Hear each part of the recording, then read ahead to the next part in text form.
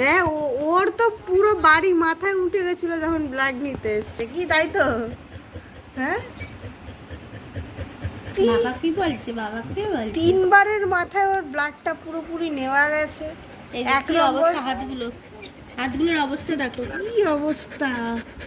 এই যে এইখানে আবার এই হাতটা দেখি তো, কি অবস্থা।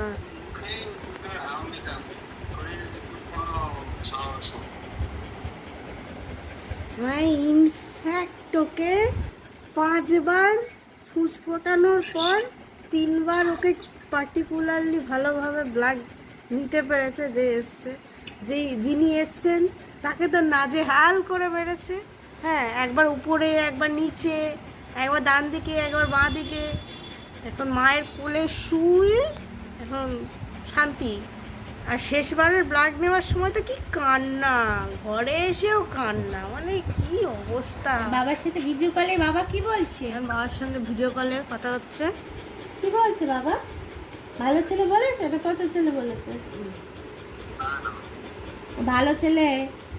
আমার বাবা কত হয়েছে, তাই তো বাবা? যে ঘাড়ে উঠে হাত পা ধরে কোলে নিয়ে ব্লাড তবু দেবে না ও। আর একটা জিনিস, ওকে শেখানো হয়েছে ইনজেকশন দেওয়ার সময় নিঃশ্বাস বন্ধ করে নিতে। কি যে ঝামেলা, তুমি ব্লাড পাচ্ছ না, তুমি চিন্তা করো ওর হাতগুলোর অবস্থা দেখো কি ভাবে ওকে, মানে দাদাটা কষ্ট পাচ্ছে, বলছে এরকম ভাবে কখনো করতে হয়েছে আমি ভাবতে পারি না, এই প্রথম আমার এত বছরের এক্সপিরিয়েন্স। মানে মানে ইনজেকশন, আমি ওই যে কেন ওকে বলেছি প্লিজ দাদা ইনজেকশন দিতে, দম বন্ধ করে রাখো, ও জানে ইনজেকশন, সিরিজ দেখেছে।